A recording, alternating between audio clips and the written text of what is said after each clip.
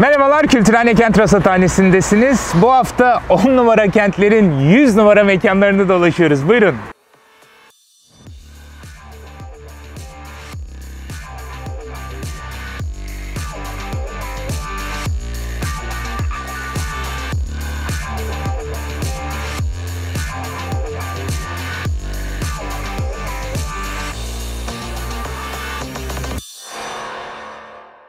Merhabalar, Kültürhane Kent Rasathanesi'ne hoş geldiniz. Ben Ulaş Bayraktar. Vizör'de her hafta olduğu gibi yine Yahya Kuruş var. Onunla beraber yine Mersin'in sahilinde, tahmin edeceğiniz üzere yine Adnan Menderes'teyiz. Bu sefer kediler, köpekler, çiçekler, böcekler yok. Tam tersine hacet mekanları var. Bu hafta biraz tuvaletlerde, kanalizasyonda dolaşacağız. Çünkü o da kentlerimizin, kentsel yaşamımızın bir parçası.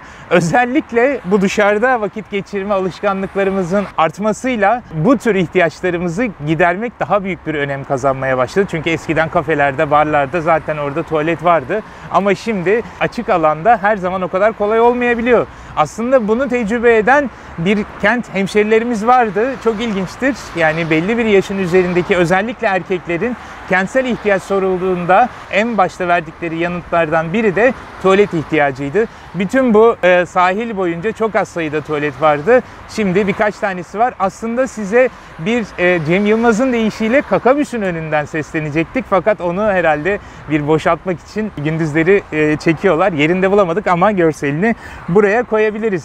Tuvalet derken sadece böyle mekanlardan bahsetmiyoruz tabii. Sadece ihtiyaç giderdiğimiz yerlerden bahsetmiyoruz. Bu artık bir mimari önem taşıyor. Hatta teknolojik önem taşıyor. Hadi buyurun sizi bir Tokyo'ya götüreyim. Ünlü mimar Shigeru Uba'nın bir tasarımı bu. Ve gördüğünüz gibi şeffaf. Şeffaf bir tuvalet nasıl olur sorusu. Efendim şöyle oluyormuş. Japonlar açısından en büyük tedirginliklerden biri de bir yere girmeden, tabii para verip giriyorsunuz, oranın temizliğinden emin olmak istiyormuş kullanıcılar. Ve içeride biri olup olmadığını öğrenmek istiyormuş. Çünkü içeride saklanıp bir takım rahatsızlıklar verebiliyormuş galiba insanlar. Bunu engellemek için tasarımcımız, mimarımız böyle bir tuvalet tasarlamış. Şöyle işliyor. Normalde şeffaf, gördüğünüz gibi belli renklerde. Fakat içeri girip tuvaleti kilitlediğinizde bir anda opaklaşıyor tuvalet. Böylece siz kendi mahremiyetinizi korurken girmeden önce içerinin ne kadar temiz olup olmadığını ya da içeride birisinin saklanıp saklanmadığını görüyorsunuz. Ayrıca işte renkleriyle bu parklarda ayrı bir güzellik de kattıkları söyleniyor. Japonya'da, Tokyo'da bu tür 17 tane farklı noktada tuvaletler hayata geçirilmiş. Çünkü Tokyo'nun, Japonların misafirperverliğinin en önemli göstergelerinden biri sayılıyormuş tuvaletler, tuvaletlerin temizliği, tuvaletlerin bakımı ve buna yönelik olarak da Tokyo bir tasarım yarışmasıyla gördüğünüz gibi aslında çok mimari açıdan da çok ilgi çekici örnekleri bulunan tuvaletler şu anda Japonya'dan Tokyo'nun parklarını süslüyormuş. Hem mimari bir katkı hem de insani bir ihtiyacın giderilmesi açısından çok ilginç geldi bana. Tabii biraz önce söylediğim gibi tuvalet ihtiyacını daha fazla hissedenler sadece işte bir yaşın üstündekiler veya açık havada sosyalleşenler değil,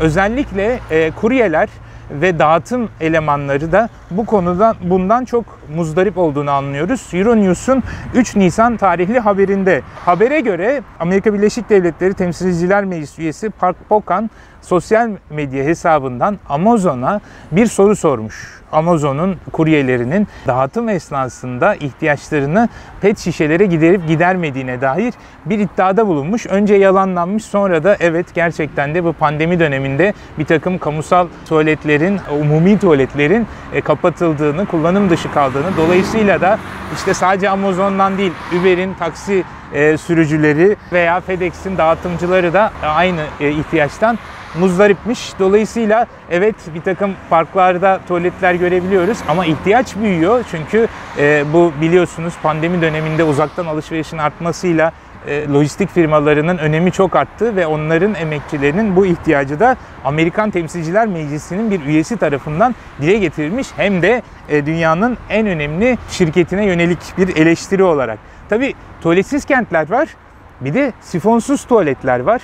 Kompost tuvalet denilen bir teknik giderek yaygınlaşıyor. Özellikle kırsal alanlarda, müstakil alanlarda, ama daha da önemlisi daha festival, yani anlık olarak yapılıp ondan sonra kaldırılan alanlarda, geçici etkinliklerde önemi arttığı söyleniyor. Kompost tuvalet şu açıdan da önemli. Aslında sifona çektiğimiz zaman temiz suyu kullanmış oluyoruz.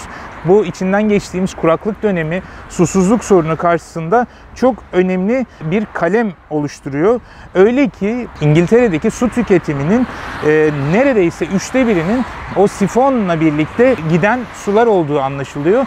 Ki bu hem o suyun arıtması, getirilmesi, sonra kanalizasyonun, sonra tekrar arıtılması İngiltere'deki sera gazlarının %1'inden tek başına sorumlu olduğunu öğreniyoruz. Ve bu 9 Aralık 2019'daki Emine Saner adlı gazetecinin Guardian'da yayınlanan haberine göre bu kompost tuvaletler buna yönelik olarak küçük bir çözüm olabilir.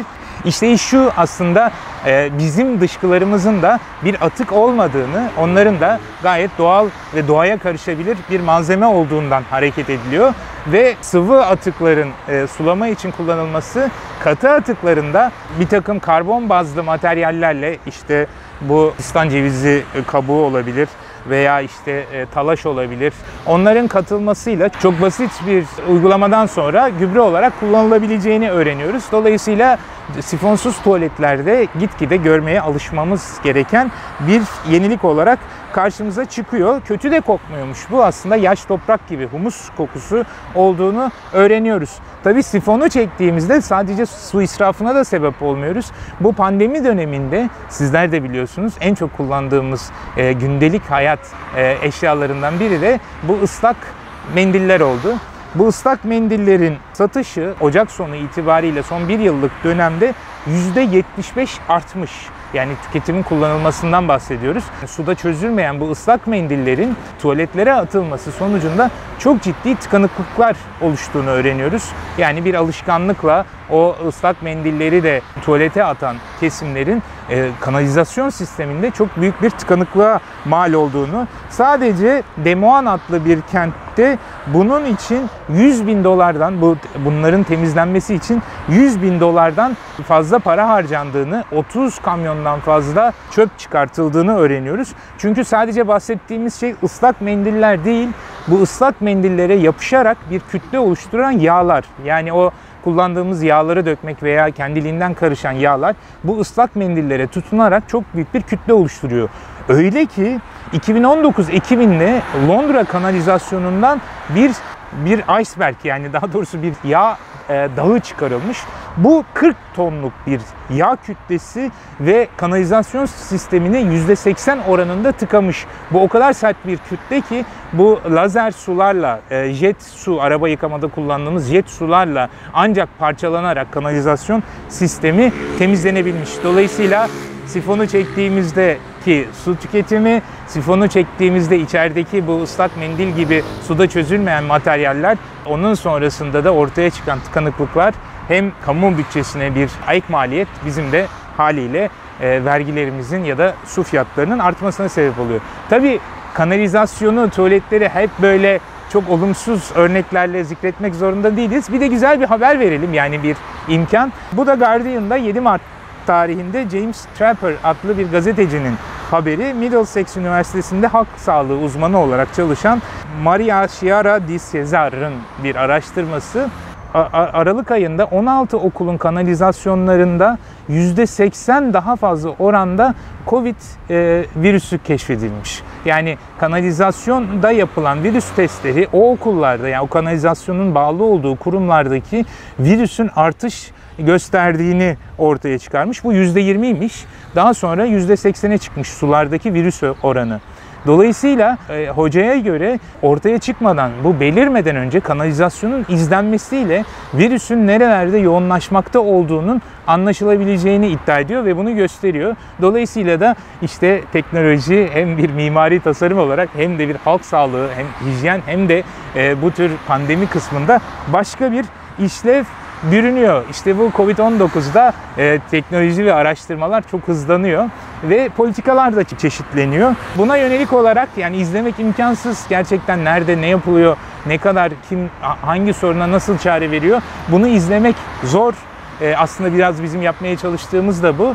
Ama buna yönelik olarak böyle portallar kuruluyor. Örneğini vermek istediğim portal Amerika Birleşik Devletleri Kentler Birliği'nin National League of Cities'den bir portal. Bu portal bağlı bulunduğu kentlerde Covid-19 pandemisi sırasında hayata geçirilen politikaları izliyor ve bunları paylaşıyor.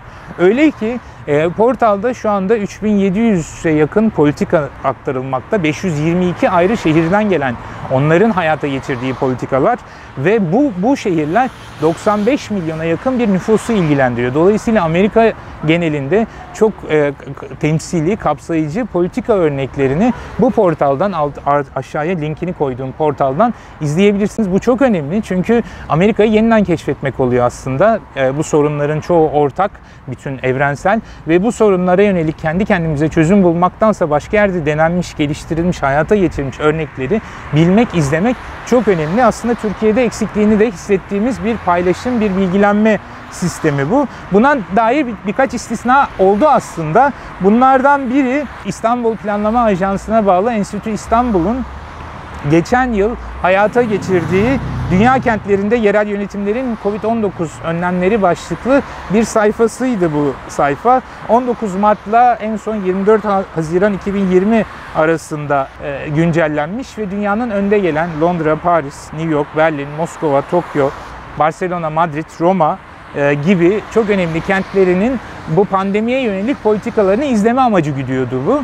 Fakat ne yazık ki Haziran'da güncellemesi durdurulmuş. Benzer bir örnek Ankara'da da hayata geçirildi. Ankara Büyükşehir Belediyesi Mansur Yavaş'ın önderliğinde Covid-19'a karşı Başkentler Dayanışması adlı bir oluşuma gitmişti ve bunun bir sayfası vardı. Orada da bu 44 başkentin Covid-19'a yönelik politikaları tartışılıyor, paylaşılıyordu. Hala güncelleniyor fakat birazcık ölçek daralmış. Gördüğüm kadarıyla güncel örnekler daha ziyade Kuzeybatı Asya üzerinde, daha işte bu Kafkaslar üzerindeki başkentlerin tecrübeleri aktarılıyor ve tabii Ankara'nın yapıp ettiklerini. O yüzden de ne yazık ki çok fazla güncel ve temsili olmadığını söyleyebiliriz.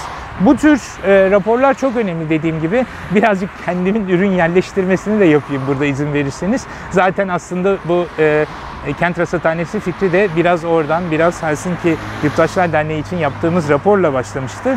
İstanbul Politika Araştırmalar Enstitüsü için pandemide ve sonrasında yerel yönetimler için politika öneri başlıklı bir rapor yayınlamıştık ve bu raporda dünyada bu süreçte katılım ve uyum, bilgilendirme, yardımlar ve sosyo-kültürel ilişkileri geliştirmek adına ne yapıldığını hemşeri hukuku çerçevesinde ele almaya çalışmıştık hem dünyada hem Türkiye'de ve bu rapordan hareketle bunun güncel tutulması ve yeni gelişmelerin de izlenmesi niyetiyle rasathaneye giriştik. Bakalım nereye kadar nefesimiz gidecek. Hazır İstanbul Politika Araştırmalar Enstitüsü'nden bahsetmişken, dolayısıyla İstanbul'a gelmişken bugünlerde 8-11 Nisan arasında gerçekleştirecek bir etkinlikten bahsetmek istiyorum. Gerçekten katılımcılarını, bildirilerini görünce çok heyecan verici bir deneyim olacak. Bizler de kayıt olarak bunu kendi yaşadığımız yerlerden takip edebileceğiz. Bedenine sığmayan İstanbul Unbound.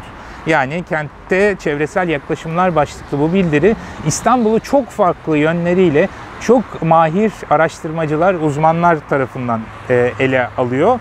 İstanbul Araştırmaları Enstitüsü tarafından gerçekleştiriyor. Bu Suna İnan Kıraç Vakfı'nın Pera Müzesi'nden sonra açtığı bir enstitü.